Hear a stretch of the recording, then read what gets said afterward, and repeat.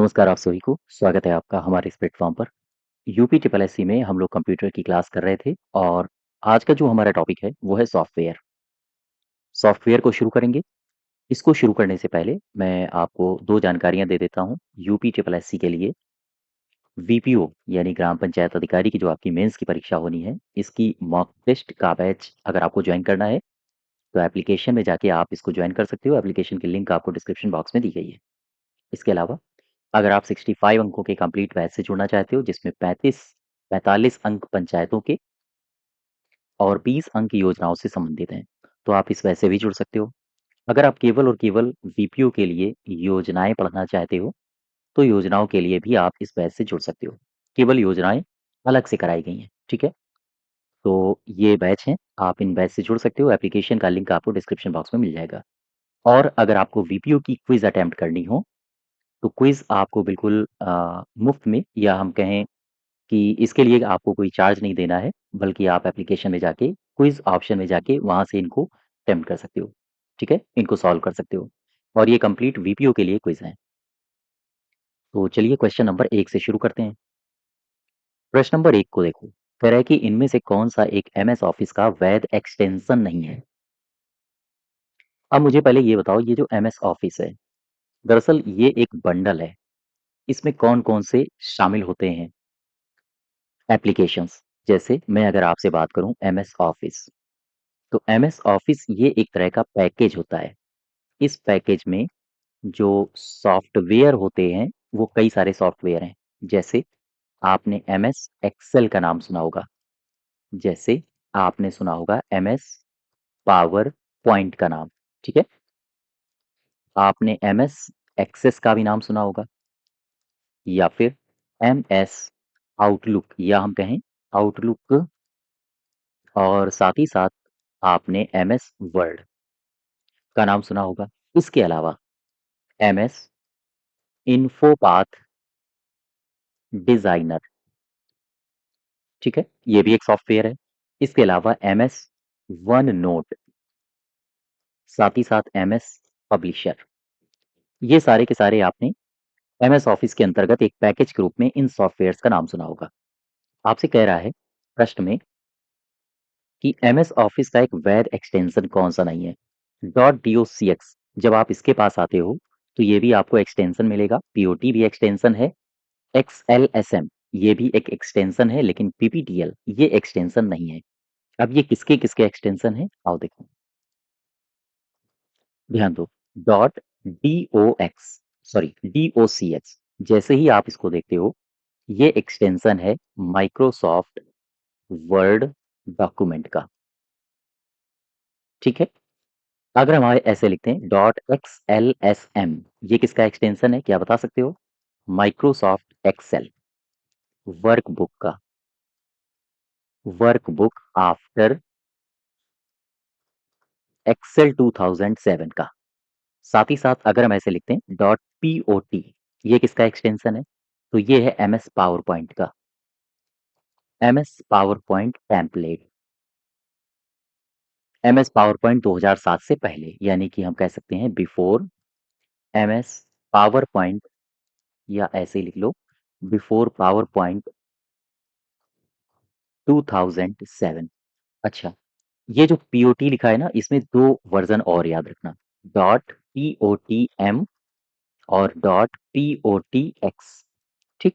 ये एम है, तो एमएस ये पीओटीएम है, तो अभी पीओटी मैंने बताया था पावर पॉइंट है, पीओटी तो पावर पॉइंट हो जाएगा, एमएस पावर पॉइंट, ठीक है? और एम ये हो जाएगा macro, macro enabled template, enabled template. और पीओटीएक्स, पीओटी में भी ये सेम रहेगा, MS power point, MS power point template, ये इनके हैं एक्सटेंशन।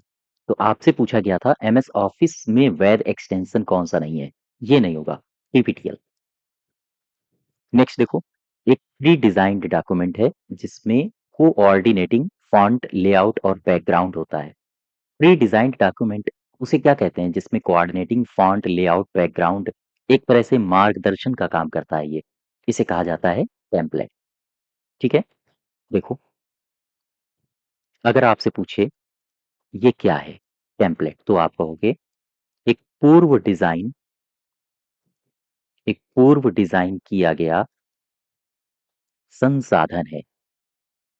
संसाधन है। अच्छा, पूर्व डिज़ाइन किया गया है, तो इसका मतलब ये एक तरह से एक ऐसे दस्तावेज के रूप में प्रयोग हो रहा होगा, जिससे दिशा निर्देश दिया जा सके, जिसको एक तरह से हम मार्ग निर्देशिका के रूप में प्रयोग कर सकें। अर्थात यह अर्थात जो विभिन्न दस्तावेजों विभिन्न दस्तावेजों के लिए एक मार्गदर्शिका है, ठीक है?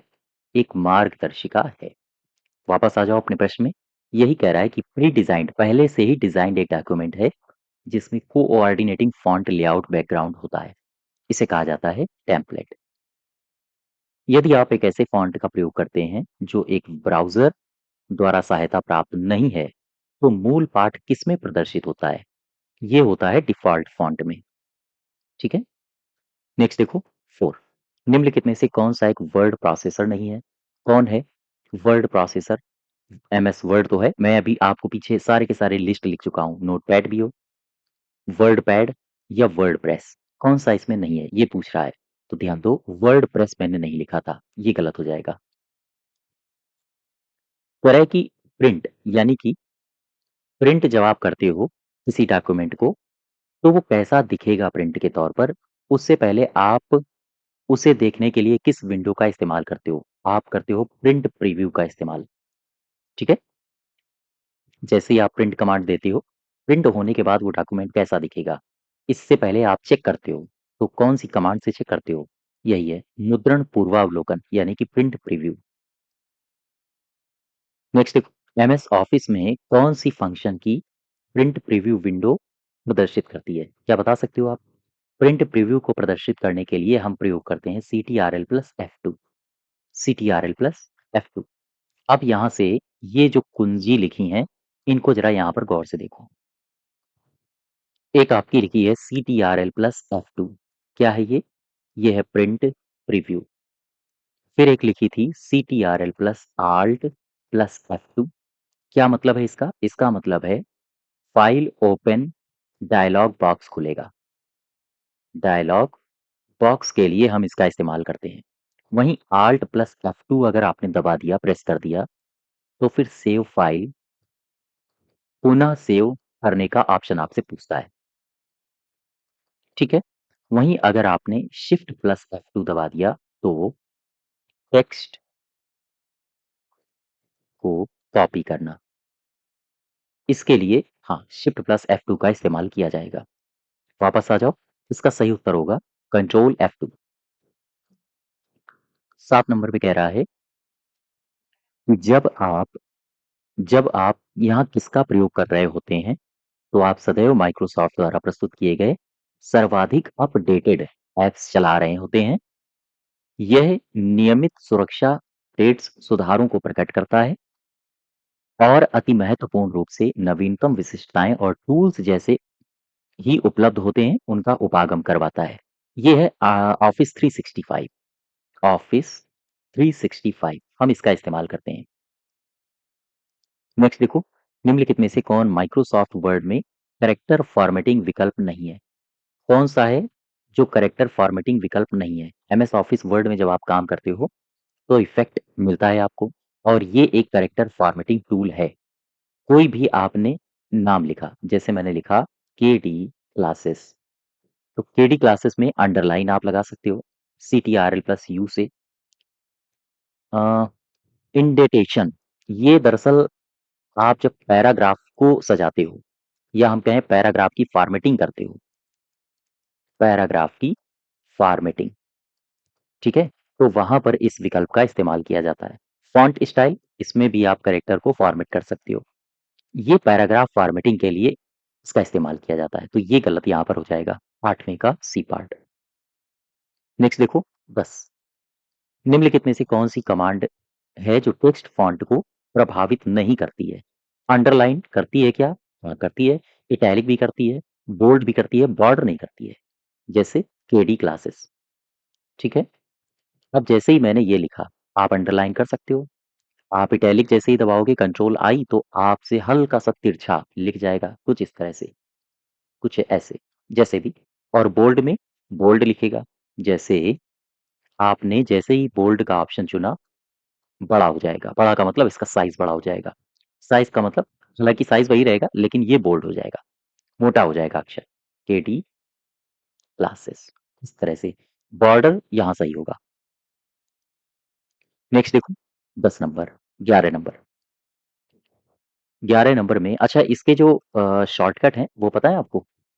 CTRL प्लस बी जब आप दबाते हो, तो आपका जो कैरेक्टर होता है, वो बोल्ड हो जाता है।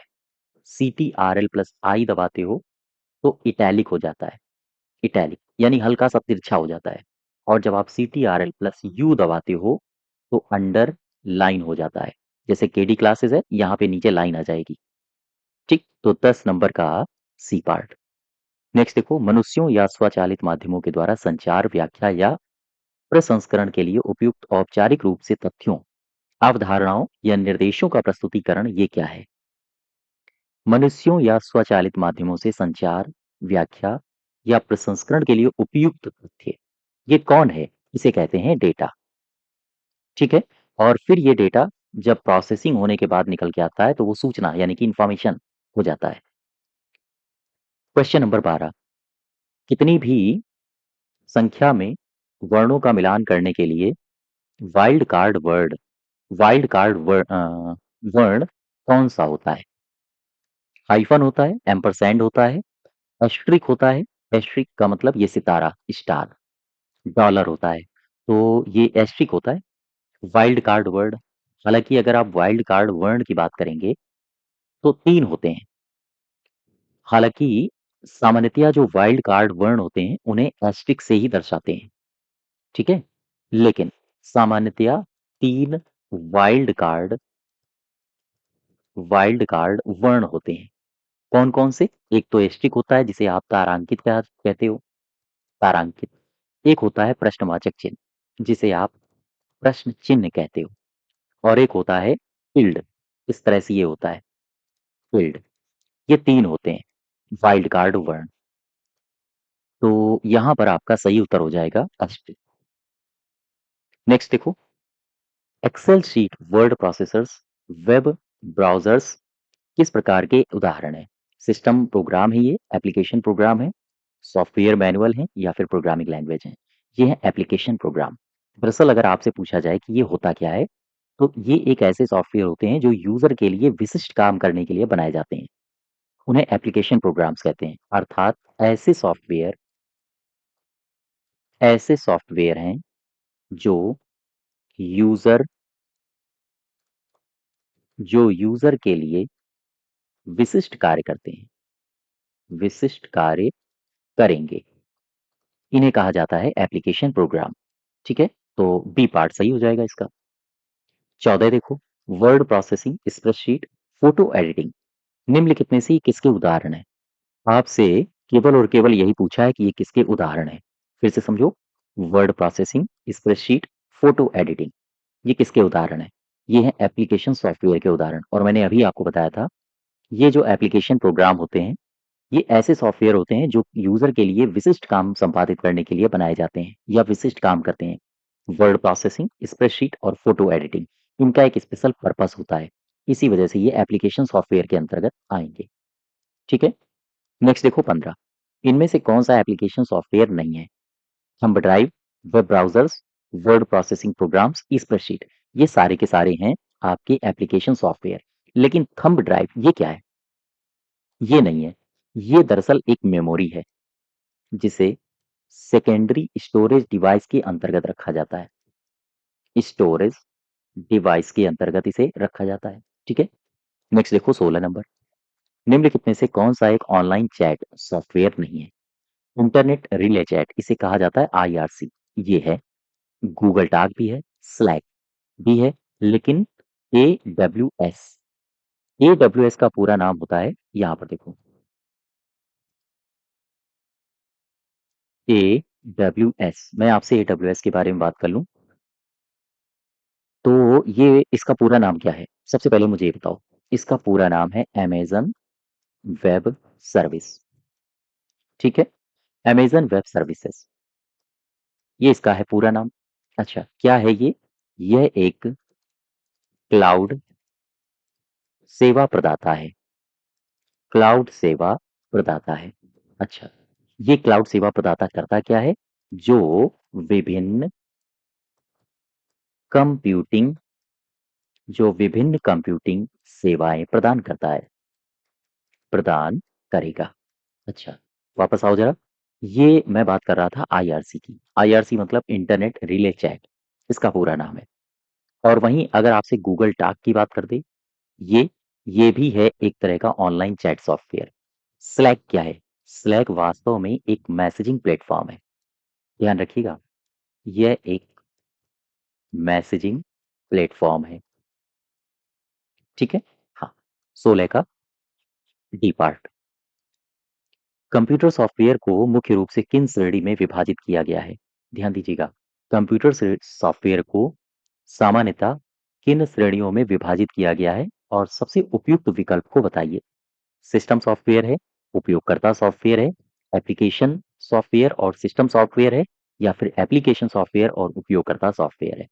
यहाँ पर आओ, मैं यहाँ पर आपसे चर्चा करता हूँ। सॉफ्टवेयर का आपसे वर्गीकरण पूछ रहा है ना? सॉफ्टवेयर का वर्गीकरण।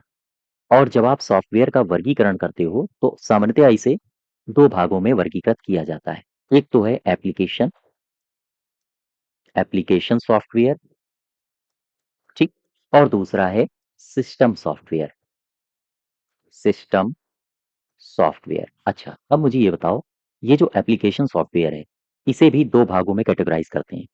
एक तो ऐसे एप्लीकेशंस जो किसी खास पर्पस के लिए बनाए जाते हैं, जिन्हें कहा जाता है स्पेशल पर्पस सॉफ्टवेयर। बात समझ पा रहे हो हमारी? और एक होते हैं जो साधारणतया पर्पस के लिए बनाए जाते हैं, सभी के लिए, जो जिनमें अप्लाई हो जाते हैं, जिन्हें कहा जाता है जनरल पर्पस सॉफ्टवेयर, ठीक। अब आ जाओ सिस्टम सॉफ्टवेयर में। इनको अगर हम क्लासिफाई करेंगे तो इसमें होता है यूटिलिटी सॉफ्टवेयर। अच्छा, दूसरा कौन होता है? दूसरा होता है डिवाइस ड्राइवर। तीसरा सिस्टम सॉफ्टवेयर में निकल के आता है लैंग्वेज प्रोसेसर। और चौथा है ऑपरेटिंग ऑपरेटिंग सिस्टम, ठीक है। ये हैं सिस्टम सॉफ्टवेयर के उदाहरण, या हम कहें सिस्टम सॉफ्टवेयर के प्रकार। और ये हैं एप्लीकेशन सॉफ्टवेयर के प्रकार। तो आपसे सिर्फ सिर्फ और सिर्फ इतना पूछा था कि सॉफ्टवेयर का वर्गीकरण किसमें किसमें किया जाता है। आप बताओगे एप्लीकेशन सॉफ्टवेयर और सिस्टम सॉफ्टवेयर में। तो एप्लीकेशन और सिस्टम, सी पार्ट सही हो जाएगा। 18 देखो, निम्नलिखित में से कौन सा एप्लीकेशन सॉफ्टवेयर है? ग्राफिक्स है, मैक ओएस है, यूनिक्स है, या फिर लिनक्स है? तो यहाँ पर ए सही हो जाएगा। स्पेशल पर्पस एप्लीकेशन सॉफ्टवेयर का मतलब मैंने बताया था, किसी एक स्पेशल पर्पस के लिए ये बनाए जाते हैं। ग्राफिक्स स्पेशल पर्पस के लिए बनाया जाता है। 19 नंबर, एमएस वर्ड 2010 में स्टार्ट मेल मर्ज विकल्प निम्नलिखित में से किस मेन्यू में या किस टैब में उपलब्ध होता है? ठीक है, ध्यान दो। स्टार्ट मेल मर्ज में आपको जाना है। कहाँ जाना है? आपको जाना है स्टार्ट मेल मर्ज में। तो जब भी आप स्टार्ट मेल मर्ज में जाओगे तो सबसे पहले आप जाते हो मेलिंग्स में। मेलिंग्स में जाओगे और मेलिंग्स में जाके फिर आप यहाँ से इस ऑप्शन को सिलेक्ट कर सकते हो, स्टार्ट मेल मर्ज को। तो सवाल ये भी पूछा जाता है कि आपको कहाँ जाना होगा? आपको जाना होगा मेलिंग्स मेन्यू में, ठीक। इसके बाद फिर आपको स्टार्ट मेल मर्ज में जाना होगा। अच्छा, जब आप इसमें जाते हो तो इसमें कई सारे आपको ऑप्शंस दिखाई पड़ते हैं। और वो ऑप्शन कौन-कौन से हैं? जैसे लेटर्स बना सकते हो, ईमेल ईमेल्स, अ, ईमेल्स, मैसेज, ठीक है। इसके अलावा एक आपको ऑप्शन दिखाई पड़ता है इसी में, लेबल्स का, डायरेक्टरी का, डायरेक्टरी, साथ ही साथ एमएस वर्ड डॉक्यूमेंट का, और एक ऑप्शन आपको स्टार्ट मेल मर्ज में ही मिलेगा, जिसको बोलते हैं मेल मर्ज विजार्ड। तो ये कुछ ऑप्शंस हैं जो कि स्टार्ट मेल मर्ज में ही आपको मिलते हैं। और स्टार्ट मेल मर्ज कहाँ मिलता है? ये मिलता है मेलिंग्स में। तो यहाँ से मेलिंग सही हो जाएगा, ठीक है। और इनके भी ऑप्शंस पूछे जाते हैं कि इंसर्ट में जब आप क्लिक करते हो, ऊपर आपको कई सारे आइकन्स मिलते हैं, या हम कहें कई सारे मेन्यूज मिलते हैं। तो जब आप यहाँ पर इंसर्ट में क्लिक करते हो तो यहाँ कौन कौन से ऑप्शंस आपको शो होते हैं, इस तरह से सवाल पूछे जाते हैं। और जब आप इन ऑप्शंस में जाते हो तो उनके आगे उनकी शॉर्टकट कुंजी भी लिखी होती है। तो कुंजी से भी सवाल पूछे जाते हैं कि इनकी शॉर्टकट की क्या है, ठीक है। तो इस तरह के सवाल पूछे जाते हैं। तो खैर, 20 नंबर देखो। कंप्यूटर की कंप्यूटर कीबोर्ड में पेस्ट कमांड के लिए किस शॉर्टकट का इस्तेमाल करते हैं? पेस्ट कमांड का इस्तेमाल करना है तो फिर आप CTRL+V का इस्तेमाल करो। जब भी आप CTRL+N का इस्तेमाल करते हो तो ध्यान रखें, आप नई फाइल खोलते हो। नई फाइल खोलना। जब भी कभी आप CTRL+O का इस्तेमाल करते हो तो आप चयनित फाइल को खोलते हो। चयनित फाइल को खोलना। जब भी कभी आप CTRL+S का इस्तेमाल करते हो तो आप चयनित फाइल को सुरक्षित करते हो, सेव करते हो। तो खैर, आपसे पेस्ट पूछा गया था, वी हो जाएगा। 21 नंबर देखो। किसी वाक्य में शब्दों के बीच रिक्त स्थान को छोड़ते हुए केवल शब्दों को रेखांकित करने के लिए आप माइक्रोसॉफ्ट वर्ड में क्या दबा सकते हो? दबा सकते हो Shift+W, Control+U, Control+Shift+W या फिर Control+Shift+U। सी पार्ट, Control+Shift+W को आप दबाते हो। और Control+Shift+W को जब आप दबाते हो तो शब्दों के बीच जो रिक्त स्थान है वहां पर स्पेस नहीं हो, वहां पर जो स्पेस होता है वो जगह छोड़ दी जाती है और बाकी शब्दों के नीचे रेखांकन हो जाता है, ठीक है। जैसे मैंने लिखा KD classes.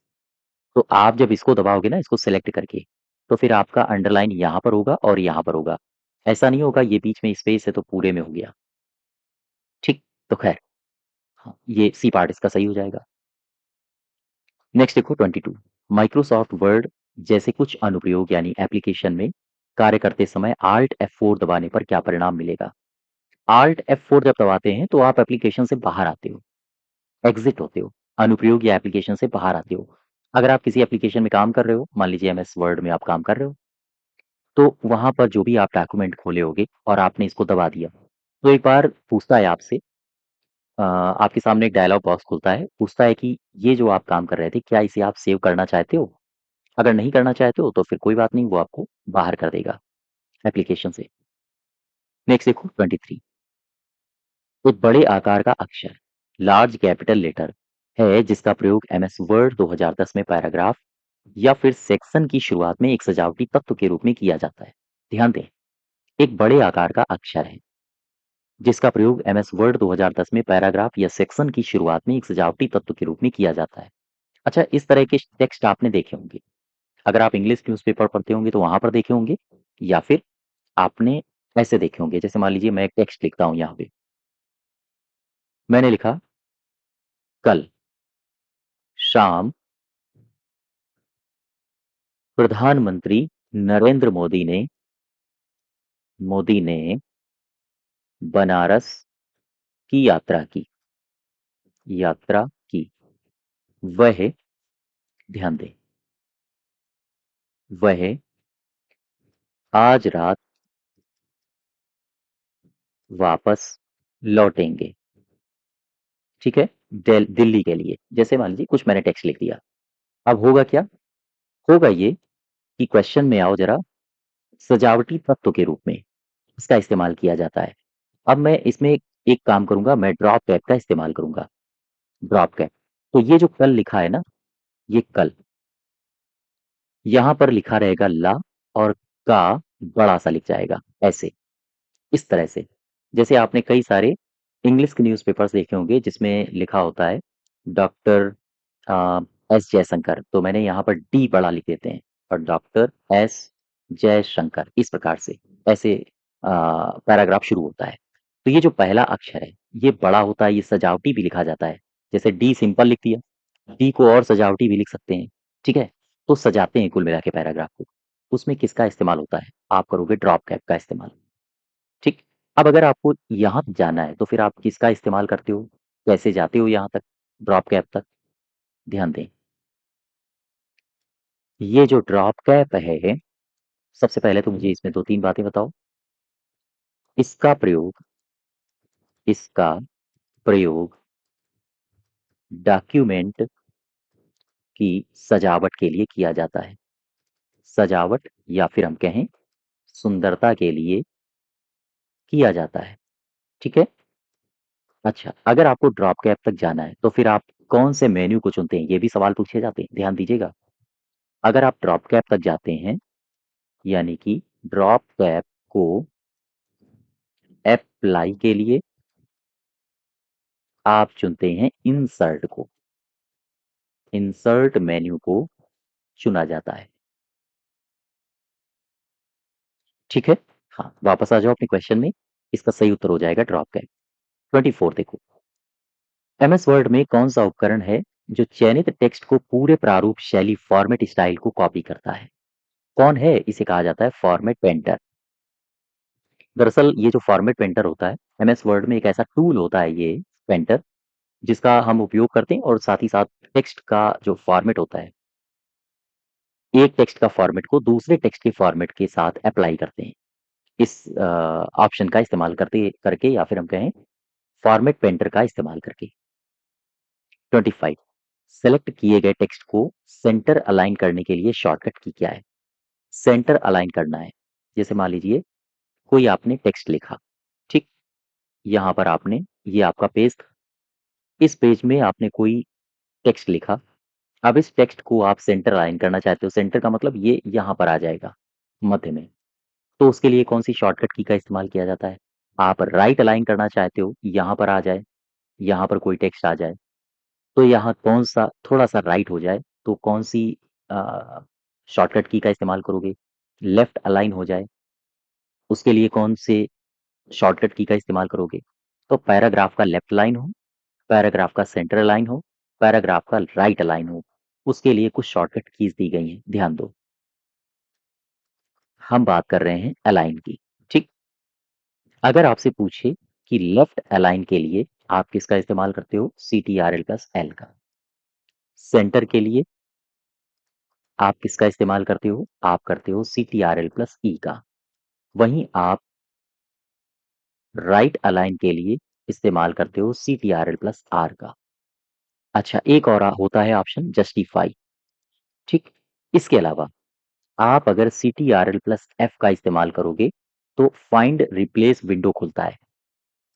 CTRL plus H का इस्तेमाल करते हो, तो फिर फाइंड रिप्लेस विंडो खुलता है और वो रिप्लेस या हम कहें रिप्लेस ऑप्शन के साथ खुलता है। तो खैर, आपसे अलाइन पूछा गया था, तो सेंटर अलाइन के लिए क्या हो जाएगा? CTRL प्लस E, ठीक है? राइट के लिए R हो जाएगा CTRL प्लस R और लेफ्ट के लिए CTRL प्लस L हो जाएगा। बात समझ पा रहे हो? हाँ। नेक्स्ट देखो 26 वर्ड में आप निम्न में से किन फंक्शंस कुंजियों को दबाकर find and replace dialog box प्रदर्शित करवा सकते हैं? तो इसमें तो आप CTRL प्लस F दबाइए, आपको फाइंड एंड रिप्लेस मिल जाएगा या फिर आप F5 भी दबा सकते हो। लेकिन ये सारे के सारे वर्ड डॉक्यूमेंट में हो रहे हैं, एमएस वर्ड में। निम्नलिखित में से कौन सा एक वर्ड प्रोसेसर नहीं है? वर्ड पैड है, एमएस वर्ड भी है, ओपन ऑफिस इंप्रेस ये मैंने नहीं बताया था। सबसे पहला क्वेश्चन था जिसमें मैंने पूरी टेबल बनाई थी आपके लिए, ये गलत है, ठीक है? नेक्स्ट देखो, चिट्ठी विवरणिका शिक्षण गतिविधियां, शिक्षा प्रश्नोत्तरी और छात्रों के होमवर्क असाइनमेंट जैसे डॉक्यूमेंट को बनाने के लिए मुख्य रूप से कौन सा एक लोकप्रिय सॉफ्टवेयर का इस्तेमाल किया जाता है?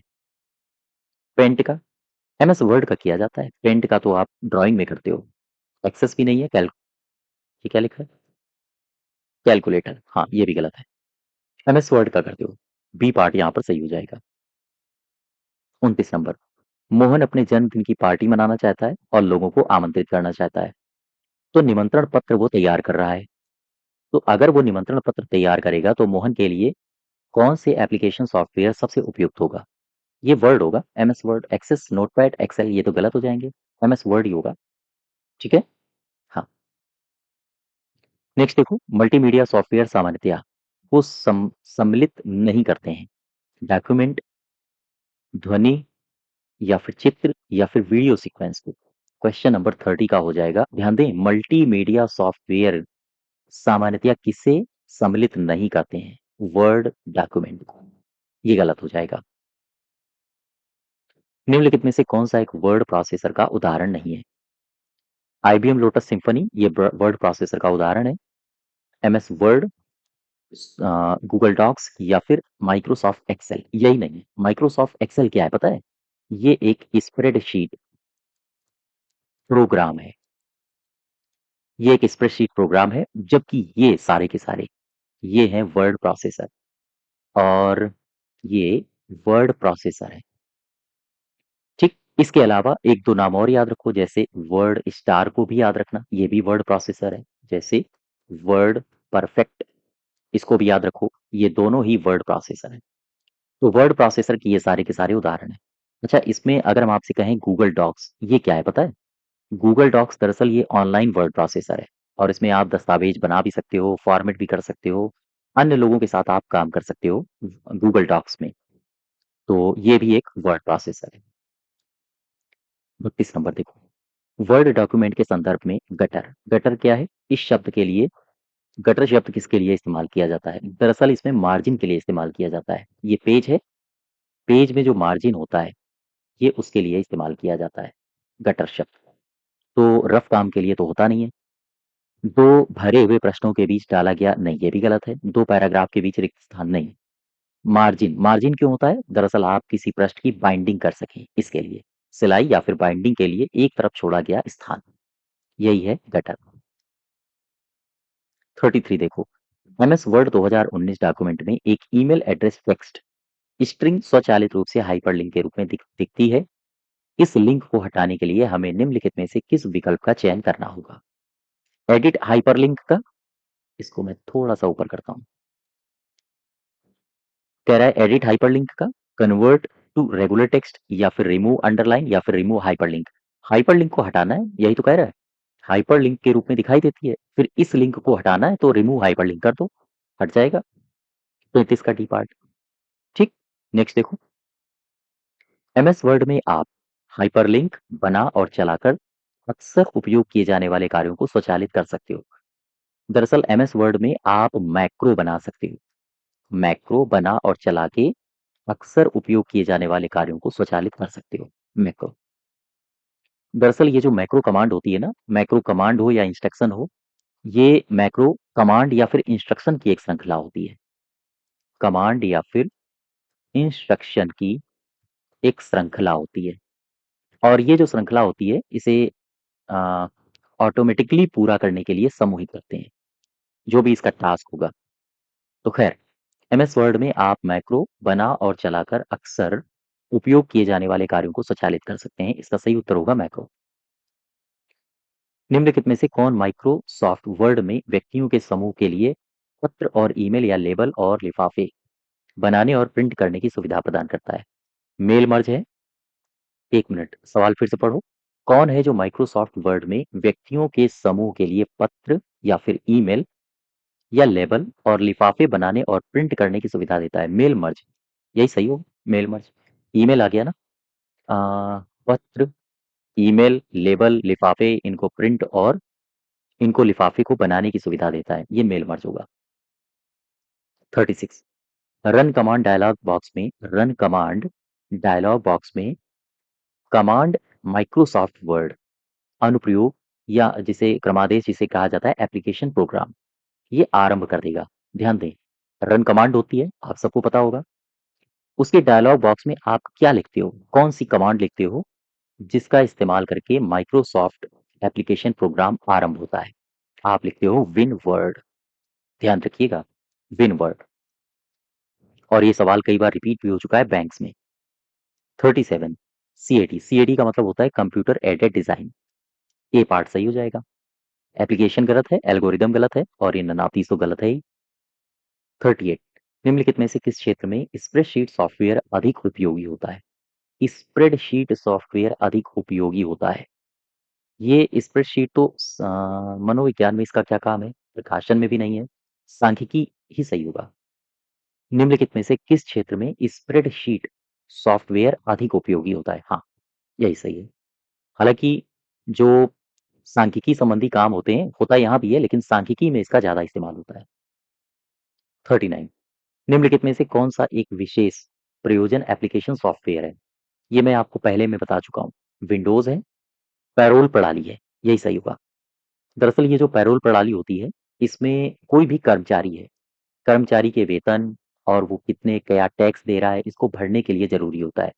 तो ये एक पर्टिकुलर विशेष प्रयोजन के लिए एप्लीकेशन प्रोग्राम है, ठीक है? मुफ्त प्रयोग किया जा सकने वाला कॉपीराइट सॉफ्टवेयर कौन-सा होता है? इसे फ्रीवेयर कहा जाता है।